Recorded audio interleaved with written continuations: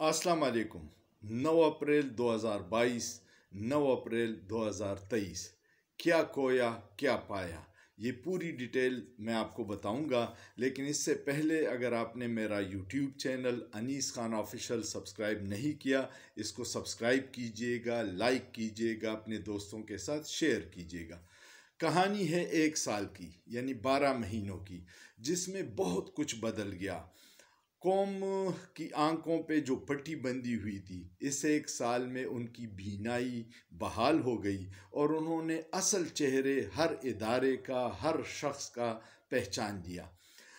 9 अप्रैल को जब पाकिस्तान में चेंज आई थी, रिजीम चेंज, तो बहुत सारे चेहरे जो छुपे हुए थे वो इस साल 1 साल में बेनकाब हो गए।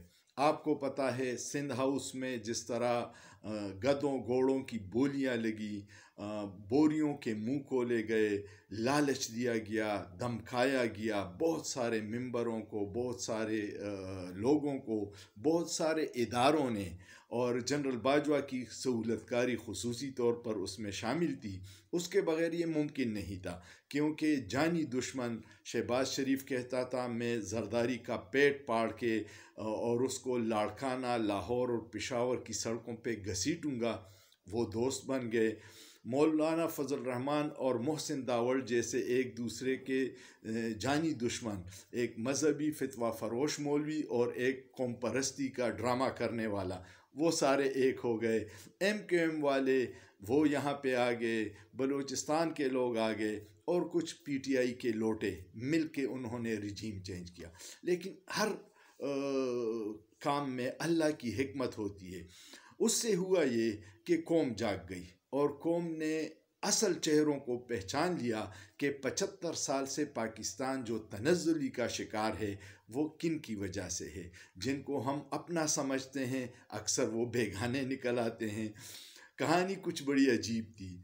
मोहसिन दावड़ और अली वज़ीर जैसे कौम परस्त, जो अली वज़ीर कहता था कि मैं फ़ौजियों के गले जो बाड़ लगाई है उस कांटातार से लटकाऊंगा फ़ौजियों को, लेकिन जब उसकी वोट की ज़रूरत पड़ी तो अली वज़ीर को जेल से लाके रियासत ने इमरान ख़ान के ख़िलाफ़ इस्तेमाल किया।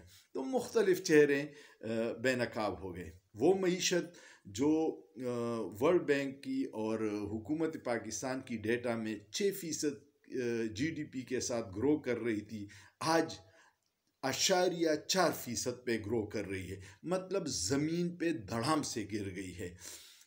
वो कौम परस्त, वो लिबरल, वो इंसानी हुकूक के चैम्पियन सारे बेनकाब हो गए, क्योंकि जो रियासती जबर और तशद्दुद इन 10 माह में हुआ है, अगवा हुए हैं, नाजायज़ पर्चे हुए हैं, गद्दारी के FIRs हुए हैं, और लोगों को उठा के तशद्दुद किया गया, कस्टोडियल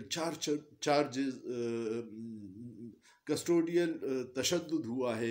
ये सब कुछ बेनकाब हुआ है, क्योंकि जो पहले मामूली बातों पे चीखते थे इंसानी हुकूक के चैम्पियन, वो मोमबत्ती माफिया, वो औरत मार्च के लोग, अब वो PTI के वर्करों, ख़वातीन पे जो तशद्दुद 26 मई को हुआ था उस पर सारे खामोश थे।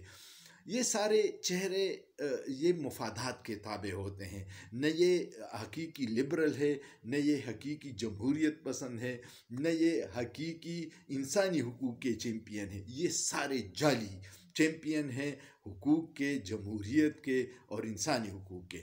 ये सारे चेहरे बेनकाब हो गए।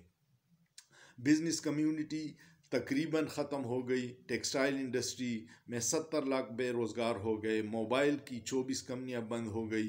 होंडा कंपनी ने पिछले मार्च अभी जो गुजरा है उसमें होंडा सिविक की एक भी गाड़ी नहीं बेची, जबकि ये पहले ऑन पे बिकती थी और आपको कई महीने पहले एडवांस करना पड़ता था। डॉलर का रेट 300 पे चला गया। जो महंगाई है इमरान ख़ान के दौर में 13% पे थी, तो लिफाफा मीडिया नाच नाच के घुंघरू तोड़ देती थी और मार्केटों में माइक लेके कभी टमाटर का रेट पूछते थे और कभी प्याज और आलू का।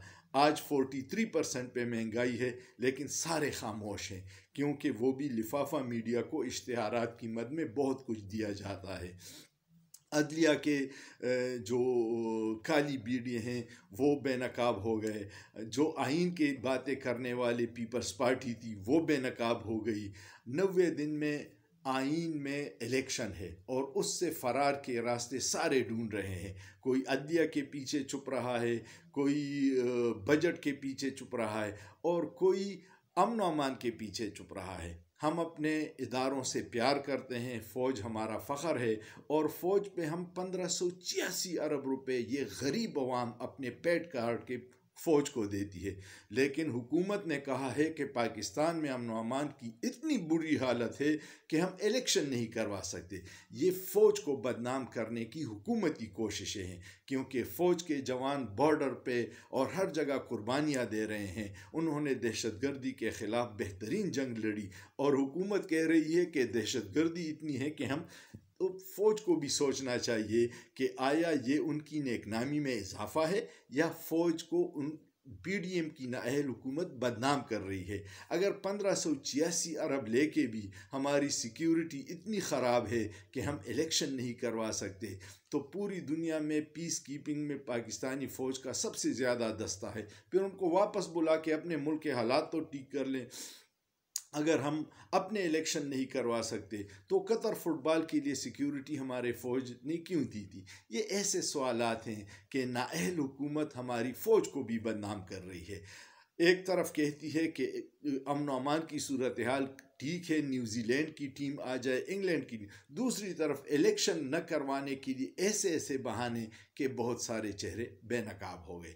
اب انہوں نے ایک نیا ڈرامہ کیا ہے کہ عدالتی قوانین میں اپنے مفادات کے لیے تبدیلیاں کر کے توہین عدالت اور یہ سارے قوانین ختم کر رہے ہیں، کیونکہ ان کا موڈ نہیں ہے الیکشن میں جانے کا، اور اگر الیکشن کی بات نہیں مانتے تو پھر یہ سارے توہین عدالت میں نااہل ہو جائیں گے۔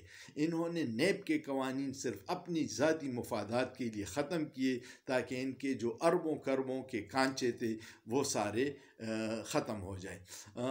وکیل رہنماؤں جو جیسے تارڑ صاحب ہیں وزیر قانون، ان کے چہرے بھی بے نقاب ہو گئے، کیونکہ وہ کہتے تھے ہم آئین اور قانون کے ساتھ ہیں۔ نہیں جناب، وہ مافیا کے ساتھ ہیں۔ بہت سارے ایسے لوگ جو مافیا کے نمائندے تھے لیکن چھپے ہوئے تھے، چاہے وہ چینی سیکٹر میں ہو، چاہے ٹیکسٹائل سیکٹر میں ہو، چاہے قوم پرست لوگوں میں ہو، اور چاہے وہ سیاست میں ہو، عدلیہ میں ہو، وکیل برادری میں ہو، وہ سارے بے نقاب ہو گئے۔ تو اس کا کریڈٹ یہ جو سخت حالات ہیں، یہ جو برے حالات پاکستان پہ ایک سال میں گزرے ہیں، کیونکہ آپ کے سارے دوست ممالک آپ سے کنارہ کش ہو گئے ہیں۔ اس خطے میں اتنی بڑی ڈیولپمنٹ ہوئی ہے کہ سعودی عرب اور ایران کی دوستی چائنا جیسے کمیونسٹ ملک نے کروائی ہے، اور پاکستان کا اس میں کوئی رول نہیں ہے۔ یہ بڑی بدقسمتی ہے، جبکہ پاکستان اس خطے میں ایک سال پہلے سب سے بڑا سٹیک ہولڈر تھا، جس نے 3 ماہ میں 2 عالمی اسلامی سربراہی کانفرنس کروا کے عمران خان نے اپنی لیڈرشپ ثابت کی تھی۔ مجھے امید ہے یہ جو ایک سال کی تباہ کاری ہے، اس میں یہ جو ایک اچھی بات ہے کہ عوام کے آنکھوں کا آپریشن ہوا اور ان کی بینائی بحال ہو گئی۔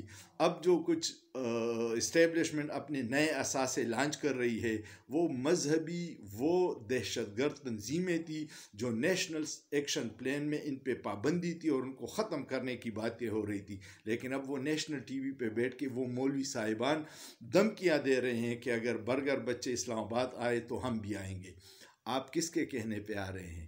کیا یہ برگر بچوں نے اپنے آپ کو سیسا پلائی دیوار اسے ایک سال میں ثابت نہیں کیا، جس پہ ریاستی تشدد، بربریت، جبر کے پہاڑ توڑے گئے، لیکن وہ چٹان کی طرح اپنے کپتان کے ساتھ کھڑے ہیں؟ امید ہے آپ کو یہ ویڈیو پسند آئی ہوگی۔ سوچئے، سوچنا جرم نہیں ہے۔